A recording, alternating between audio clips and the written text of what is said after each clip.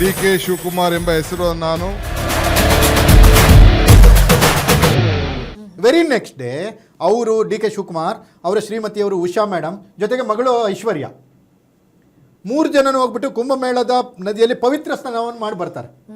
ಅಂದ್ರೆ ಇವರು ಖರ್ಗೆ ಅವರಿಗೆ ಸೆಡ್ ಹೊಡೆದ್ರು ಅಂತ ಮತ್ತೆ ಹೇಳ್ಬೇಕು. ಮಿಂದೆದ್ದು ಬರುವಂತಹ ಸಂದರ್ಭದಲ್ಲೂ ಕೂಡ ಇದೇ ನೊಣವೆನ್ಕೆರೆ ಅಜ್ಜಯ್ಯ ಅವ್ರ ಜೊತೆಗೂ ಕೂಡ ಕಾಣಿಸ್ಕೊಂಡಿರುವಂತಹದ್ದು ಇಲ್ಲಿ ಪ್ರಮುಖವಾಗಿ ಗಮನಿಸಬೇಕು. ಅವರು ಮಠದ ಮಗ ಅಂತ ಬೇರೆ ಹೇಳ್ಬಿಟ್ಟಿದಾರಲ್ಲ ಅಜ್ಜಯ್ಯ, ಮಠದ ಮಗ ಇವರು ಅಂತ. ಅದು ಅವರವರ ಭಾವಕ್ಕೆ ಅವರವರ ಭಕ್ತಿಗೆ. ಓಕೆ, ಆದ್ರೆ ನೀವು ಹೇಳೋ ಪ್ರಕಾರ ಸಾಫ್ಟ್ ಹಿಂದುತ್ವ ಅಂತ ಹೋದ್ರೆ ಎಸ್ ಅಫ್ಕೋರ್ಸ್. ಯಾಕಂದ್ರೆ ಶಿವರಾತ್ರಿ ಅವರು ಸದ್ಗುರು ಪಕ್ಕದಲ್ಲಿ ಕೂತ್ಕೊಂಡು ಮಾಡ್ತಾರೆ ಅಲ್ವಾ, ಸದನದಲ್ಲಿ ನಮಸ್ತೆ ಸದಾ ವತ್ಸಲೆ ಅಂತ ಹಾಡು ಹೇಳ್ತಾ ಅಲ್ವಾ, ಏನು ಸೂಚಿಸಿದೆಲ್ಲ ಸಾಫ್ಟ್ ಹಿಂದುತ್ವನೇ. ಈಗ ಯಾಕೆ ಸಿದ್ದರಾಮಯ್ಯ ಅಹಿಂದ ನಾಯಕರು ಅಂತ ಹೇಳ್ಕೊಡ್ತಾರೆ, ಅದೇ ರೀತಿ ಈಗ ಸಾಫ್ಟ್ ಹಿಂದುತ್ವ ಅನ್ನೋ ಥರದ್ದನ್ನು ಡಿ.ಕೆ. ಶಿವಕುಮಾರ್ ಏನು ಪ್ಲ್ಯಾನ್ ಮಾಡ್ಕೊಂಡಿದ್ದಾರೆ, ಅದು ಅವರ ಅಜೆಂಡಾ ಕೂಡ ಆಗಿರ್ಬೋದು.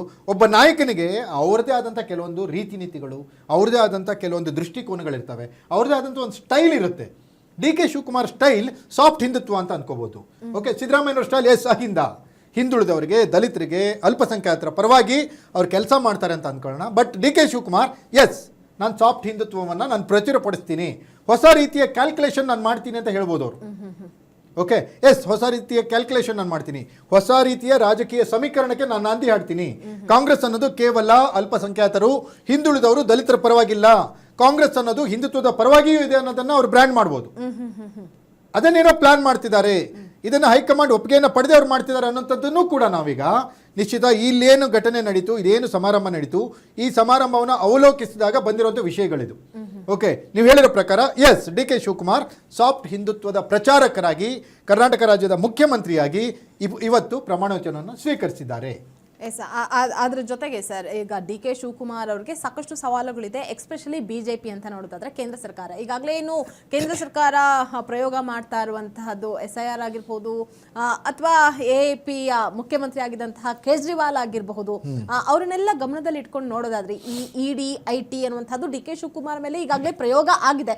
ಅದನ್ನೇ ಮತ್ತೆ ಅಸ್ತ್ರ ಮಾಡ್ಕೊಳ್ಬಹುದಾ, ಬಗ್ಬಡಿಬಹುದಾ? ಖಂಡಿತವಾಗ್ಲೂ ಏನ್ ಗೊತ್ತಾ ನಿಶಿತಾ, ವೆರಿ ಕ್ಲಿಯರ್. ನೀವೊಂದು ಅರ್ಥ ಮಾಡ್ಕೊಳ್ಳಿ, ಈ ಒಂದು ತಿಂಗಳು ಏಪ್ರಿಲ್ 2026 ಮೋದಿ ಮತ್ತು ಅಮಿತ್ ಶಾ ಮತ್ತು ಬಿಜೆಪಿಗೆ ಎಷ್ಟು ಪ್ಲಸ್ ಪಾಯಿಂಟ್ ಆಯ್ತಂದ್ರೆ, ಏಪ್ರಿಲ್ 2026ರಲ್ಲಿ ನಿಶ್ಚಿತ ಮಮತಾ ಬ್ಯಾನರ್ಜಿ ಅಧಿಕಾರವನ್ನು ಕಳೆದುಕೊಂಡ್ರು, ಪಿಣರಾಯಿ ವಿಜಯನ್ ಕೇರಳದ ಮಾಜಿ ಮುಖ್ಯಮಂತ್ರಿ ಅಧಿಕಾರವನ್ನು ಕಳೆದುಕೊಂಡ್ರು, ತಮಿಳುನಾಡಿನ ಸ್ಟಾಲಿನ್ ಅಧಿಕಾರವನ್ನು ಕಳೆದುಕೊಂಡ್ರು, ಕರ್ನಾಟಕದ ಸಿದ್ದರಾಮಯ್ಯ ಕೂಡ ಅಧಿಕಾರವನ್ನು ಕಳೆದುಕೊಂಡ್ರು.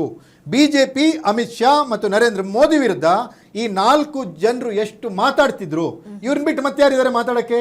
ಡಿ.ಕೆ. ಶಿವಕುಮಾರ್ ಅವರೇನು ನರೇಂದ್ರ ಮೋದಿ ವಿರುದ್ಧ ಮಾತಾಡ್ಬಿಡ್ತಾರಾ? ಅಮಿತ್ ಶಾ ವಿರುದ್ಧ ಮಾತಾಡ್ಲಿ ನೋಡೋಣ. ಬಿಜೆಪಿ ಭ್ರಷ್ಟ ಪಾರ್ಟಿ ಅಂತ ಹೇಳಿ ನೋಡೋಣ. ಬಿಜೆಪಿ ಭ್ರಷ್ಟಾಚಾರ ಮಾಡ್ತಾ ಇದೆ ಅಂತ ಡಿ.ಕೆ. ಶಿವಕುಮಾರ್ ಹೇಳಿ ನೋಡೋಣ. ಏನ್ ಮಾಡ್ತಾರೆ ಬಿಜೆಪಿ ಅವ್ರಿಗೆ ಗೊತ್ತಿಲ್ವಾ?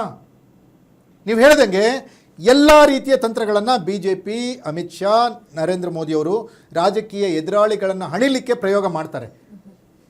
ಅದಕ್ಕೆ ಜ್ವಲಂತ ಉದಾಹರಣೆ ಕೇಜ್ರಿವಾಲ್ ಅವ್ರನ್ನ ಜೈಲಿಗೆ ಹಾಕಿ ದಿಲ್ಲಿ ಚುನಾವಣೆ ಮಾಡಿದ್ದು. ಓಕೆ, ಮತ್ತೆ ಮುಂದೆ ಕರ್ನಾಟಕದ ಸರ್ತಿ ಮಮತಾ ಬ್ಯಾನರ್ಜಿಯನ್ನು ಯಾವ ರೀತಿ ಹಣಿದ್ರು ಬಿಜೆಪಿ ಅವರು, ಸ್ಟಾಲಿನ್ ವಿರುದ್ಧ ಯಾವ ರೀತಿ ತಂತ್ರವನ್ನು ರೂಪಿಸಿದ್ರು ಬಿಜೆಪಿ ಅಲ್ವಾ? ಹಾಗಾಗಿ ಡಿ.ಕೆ. ಶಿವಕುಮಾರ್ ಮುಖ್ಯಮಂತ್ರಿ ಆಗಿರೋದು, ಕರ್ನಾಟಕದ ಮುಖ್ಯಮಂತ್ರಿ ಆಗಿರೋದು ಬಿಜೆಪಿಗೆ ಈಗ ಯಾವ ರೀತಿಯ ರಾಜಕೀಯ ಸ್ಟ್ರಾಟಜಿಗೆ, ಯಾವ ರೀತಿಯ ರಾಜಕೀಯ ಲೆಕ್ಕಾಚಾರಕ್ಕೆ ಕಾರಣ ಆಗುತ್ತೆ ಅನ್ನೋದನ್ನು ಬಿಜೆಪಿಯ ಮುಂದಿನ ನಡೆಯನ್ನು ನೋಡಿದಾಗ ಗೊತ್ತಾಗುತ್ತೆ. ಅದರಲ್ಲೂ ಕಾಂಗ್ರೆಸ್ನಲ್ಲೇ ಈಗಾಗಲೇ ಸಾಕಷ್ಟು ಮನಸ್ತಾಪಗಳು, ಅಕಸ್ಮಾತ್ ಏನು ಸಚಿವ ಸ್ಥಾನ ಕೈ ತಪ್ಪಿರುವಂತಹವರು ಕೂಡ ಇಲ್ಲ ಒಂದು ಕಡೆ ಮತ್ತಷ್ಟು ಇವ್ರ ವಿರುದ್ಧ ತಿರುಗಿ ಬೀಳುವಂತಹ ಸಾಧ್ಯತೆಗಳು ಕೂಡ ಹೆಚ್ಚಾಗಿರುತ್ತೆ. ಇದನ್ನು ನಿಭಾಯಿಸೋದು ಕೂಡ ಅವರಿಗೆ ದೊಡ್ಡದಾದಂತಹ ಇದು ತುಂಬಾ ಪ್ರಮುಖವಾದ ಪ್ರಶ್ನೆ ನಿಶಿತಾ. ಈ ಪ್ರಶ್ನೆ ಹೆಂಗಿರುತ್ತೆ ಅಂದ್ರೆ, ಈಗ ಇದರಲ್ಲಿ 2-3 ಆಯಾಮಗಳಿದಾವೆ ಈ ಪ್ರಶ್ನೆಯಲ್ಲಿ. ಮೊದಲನೇದಾಗಿ ಡಿ.ಕೆ. ಶಿವಕುಮಾರ್ ಅವರಿಗೆ ಮೊದಲ ವಿರೋಧ ಪಕ್ಷದ ನಾಯಕರೇ ಸಿದ್ದರಾಮಯ್ಯ. ಡಿ.ಕೆ. ಶಿವಕುಮಾರ್ ಯಾರು ಯಡಿಯೂರಪ್ಪ ಅವ್ರ ಮಗನ ಬಾಯಿನ ಬೇಕಾದ್ರೆ ಮುಚ್ಚಿಸ್ತಾರೆ, ದೇವೇಗೌಡರು ಮಗ ಕುಮಾರಸ್ವಾಮಿ ಬಾಯಿನ ಬೇಕಾದ್ರೆ ಮುಚ್ಚಿಸ್ತಾರೆ, ಸಿದ್ದರಾಮಯ್ಯನವ್ರ ಬಾಯಿನ ಮುಚ್ಚಿಸ್ಲಿ. ಇವತ್ತು ಸಿದ್ದರಾಮಯ್ಯನವ್ರ ಮಗ ಆ ಸ್ಟೇಟ್ಮೆಂಟ್ ಅನ್ನು ಕೊಟ್ಟಿದ್ದಾರೆ. ಸಿದ್ದರಾಮಯ್ಯನವ್ರ ಮಗನೇ ಬೆಳಗಾವಲ್ಲಿ ಹೇಳಿದ್ರು, ಸಿದ್ದರಾಮಯ್ಯನವರ ಉತ್ತರಾಧಿಕಾರಿ ಸತೀಶ್ ಜಾರಕಿಹೊಳಿ ಅಂತ. ಓಕೆ, ಅದು ಪರ ವಿರೋಧ ಚರ್ಚೆಗಳು ಶುರುವಾಗಿದ್ವು. ಆದ್ರೆ ಇವತ್ತು ಹೇಳಿದ್ದಾರೆ ಯತೀಂದ್ರ, ಸಿದ್ದರಾಮಯ್ಯನವರು 2028ಕ್ಕೆ ಅಹಿಂದದ ಪರವಾಗಿರ್ತಾರೆ, ಅಹಿಂದದ ಸಂಘಟನೆಯನ್ನು ಮಾಡ್ತಾರೆ. ಸಿದ್ದರಾಮಯ್ಯನವರ ಹೋರಾಟ ಕೋಮುವಾದದ ವಿರುದ್ಧ, ಕೋಮುವಾದಿಗಳ ವಿರುದ್ಧ ಯಾವಾಗಲೂ ಇರುತ್ತೆ ಅನ್ನೋದನ್ನ ಇವತ್ತು ಹೇಳಿದ್ದಾರೆ. ಏನದ್ರ ಅರ್ಥ? ಹಾಗಾದ್ರೆ ಸಿದ್ದರಾಮಯ್ಯ ಸುಮ್ಮನೆ ಕೂತ್ಕೊಳ್ಳಲ್ಲ, ಯಾವುದೇ ಕಾರಣಕ್ಕೂ ಸಿದ್ದರಾಮಯ್ಯ ಸುಮ್ಮನೆ ಕೂತ್ಕೊಳ್ಳಲ್ಲ. ಆಗ್ಲೇ ನೀವು ಹೇಳ್ದಾಗೆ ಸರ್, ಕೇವಲ ಅವರು ಮುಖ್ಯಮಂತ್ರಿ ಸ್ಥಾನಕ್ಕಷ್ಟೇ ರಾಜೀನಾಮೆನ ಕೊಟ್ಟಿದ್ದಾರೆ. ಹೌದು ಹೌದು ರಾಜ್ಯ ಹೌದು ರಾಜಕಾರಣದಲ್ಲಿ ಹೌದು, ಅದೆಷ್ಟು ನಿಜಾನೋ ಅದೇ ರೀತಿ ಡಿ ಕೆ ಶಿವಕುಮಾರ್ ಅವರ ಮೊದಲ ವಿರೋಧ ಪಕ್ಷದ ನಾಯಕರು ಯಾರಪ್ಪ ಅಂದ್ರೆ ಸಿದ್ದರಾಮಯ್ಯನವರೇ. ಆರ್ ಅಶೋಕ್ ಅಲ್ಲ, JDS ಅಲ್ಲ, BJPನೂ ಅಲ್ಲ, ಸಿದ್ದರಾಮಯ್ಯನವರೇ ಡಿ ಕೆ ಶಿವಕುಮಾರ್ ಅವರ ವಿರೋಧ ಪಕ್ಷದ ಮೊದಲ ನಾಯಕ. ಅದೊಂದು ದೊಡ್ಡ ಚಾಲೆಂಜಸ್, ದೊಡ್ಡ ಸವಾಲು ಡಿ ಕೆ ಮುಂದಿದೆ. ಓಕೆ, ಈ ಸವಾಲುಗಳನ್ನ ಹೇಗೆ ಯಾವ ರೀತಿ ಎದುರಿಸ್ತಾ ಹೋಗ್ತಾರೆ? ಮುಂದಿರುವಂತಹ ಸವಾಲುಗಳು ಪ್ರಮುಖ. ಈಗ ಮೊನ್ನೆ ಅಷ್ಟೇ ತಮಿಳುನಾಡು ಮುಖ್ಯಮಂತ್ರಿ ಏನು ವಿಜಯ್ ಅವರಿದ್ದಾರೆ, ಅವರು ತೆಗೆದುಕೊಂಡಿರುವಂತಹ ನಿರ್ಧಾರಗಳು, ಅವ್ರು ಮಾಡ್ತಾ ಇರುವಂತಹ ಸ್ಟ್ರಾಟಜಿ, ಅದೇ ಮಾದರಿಯಲ್ಲಿ ನಮ್ಮ ಕರ್ನಾಟಕದಲ್ಲೂ ಅದನ್ನ ತೊಡಗಿಸ್ಕೊಳ್ಳುವಂತಹ ಸಾಧ್ಯತೆ ಇದೆಯಾ? ಯಾಕಂದ್ರೆ ಸಾಕಷ್ಟು ಪ್ರಿಯಾರಿಟೀಸ್ ಗಳನ್ನ ಅವರು ಮೆನ್ಷನ್ ಮಾಡಿದ್ದಾರೆ. ಏನಾಗುತ್ತೆ ನಿಶ್ಚಿತ, ತಮಿಳುನಾಡು ರಾಜಕಾರಣಕ್ಕೂ ಕರ್ನಾಟಕ ರಾಜಕಾರಣಕ್ಕೂ ಅಜಗಜಾಂತರ ಡಿಫ್ರೆಂಟ್. ಮತ್ತೊಂದು, ತಮಿಳುನಾಡು ವಿಜಯ್ ಏನಿದಾರಲ್ಲ, ಯಾರು TVK ದಳಪತಿ ವಿಜಯ್ ಇದಾರಲ್ಲ, ವಿಜಯ್ಗೆ ರಾಜಕೀಯದ ಅನನುಭವ ಕಾಡ್ತಾ ಇದೆ, ಅನುಭವದ ಕೊರತೆ ಇದೆ ಅವರಿಗೆ.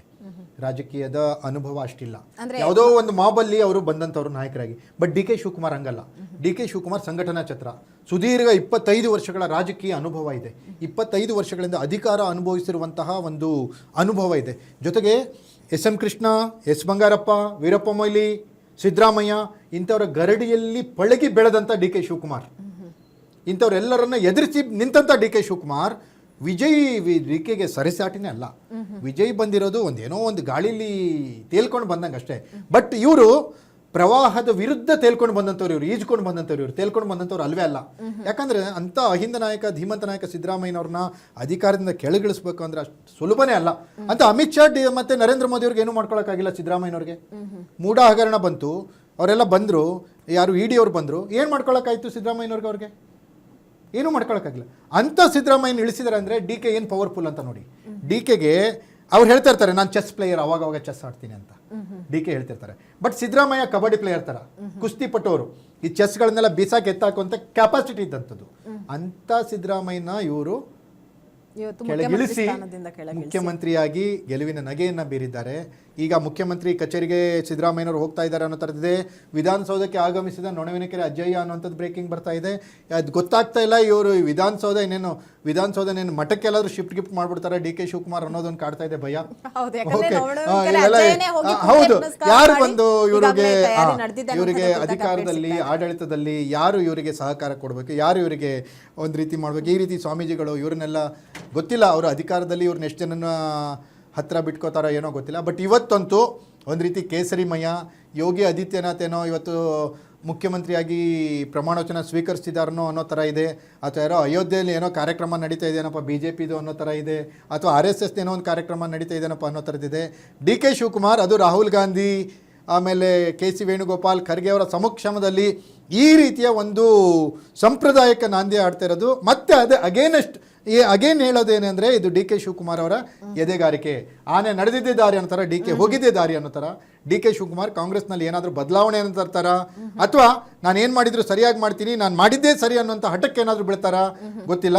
ಬಟ್ ಏನೇನು ನಡೀತಾ ಇದೆಯಲ್ಲ, ಇದು ಕಾಂಗ್ರೆಸ್ನ ತತ್ವ ಸಿದ್ಧಾಂತಕ್ಕೆ ವಿರುದ್ಧವಾಗಿ ನಡೀತಾ ಇದೆ. ಆದರೆ ಡಿ ಕೆ ಶಿವಕುಮಾರ್ ಅದನ್ನ ಒಪ್ಕೊಂಡಿದ್ದಾರೆ ಅಂತ ಅಂದರೆ, ಡಿ ಕೆ ಕಾಂಗ್ರೆಸ್ಗೆ ಏನಾದರೂ ಹೊಸ ರೀತಿಯ ಒಂದು ಇಮೇಜನ್ನು ತರಲಿಕ್ಕೆ ಪ್ರಯತ್ನ ಪಡ್ತಿದ್ದಾರಾ, ಹೊಸ ರೀತಿಯ ಸ್ಟ್ರಾಟಜಿ ಏನು ಇಲ್ಲಿ ವರ್ಕೌಟ್ ಆಗುತ್ತೆ ಸರ್? ನೀವು ಹೇಳಿದ್ರಲ್ಲ, ಅದೇ ಸಾಫ್ಟ್ ಹಿಂದುತ್ವ ಇದೆಷ್ಟು ಮಟ್ಟಿಗೆ ಕಾಂಗ್ರೆಸ್ ಮೇಲೆ ಪರಿಣಾಮ ಬೀರುತ್ತೆ, ಕಾಂಗ್ರೆಸ್ ನಾಯಕರ ಮೇಲೆ ಯಾವ ರೀತಿ ಪರಿಣಾಮ ಬೀರುತ್ತೆ, ಹಾಗೆ ಇದನ್ನ ಹೈಕಮಾಂಡ್ ಯಾವ ರೀತಿ ಅಕ್ಸೆಪ್ಟ್ ಮಾಡ್ಕೊಳ್ಳುತ್ತೆ, ಹೈಕಮಾಂಡ್ ಇದನ್ನ ಹೇಗೆ ಕೊಂಡೊಯ್ಯೋದಕ್ಕೆ ಮುಂದುವರಿಯೋದಕ್ಕೆ ಬಿಡುತ್ತೆ? ಯಾಕಂದ್ರೆ ಪ್ರತಿಯೊಂದಕ್ಕೂ ಕೂಡ ಕಾಂಗ್ರೆಸ್ ನಾಯಕರು ಹೇಳುವಂತಹ ಸಂದರ್ಭದಲ್ಲಿ ಹೈಕಮಾಂಡ್ ನಿರ್ಧಾರವೇ ಅಂತಿಮ ಅಂತ ಹೇಳ್ತಾರೆ. ಇದು ಎಷ್ಟು ಮಟ್ಟಿಗೆ ವರ್ಕೌಟ್? ಅದು ಹೇಳಕ್ಕಷ್ಟೇ. ಅದು ಡಿ ಕೆ ಶಿವಕುಮಾರ್ ಎಂಬ ಹೆಸರು ನಾನು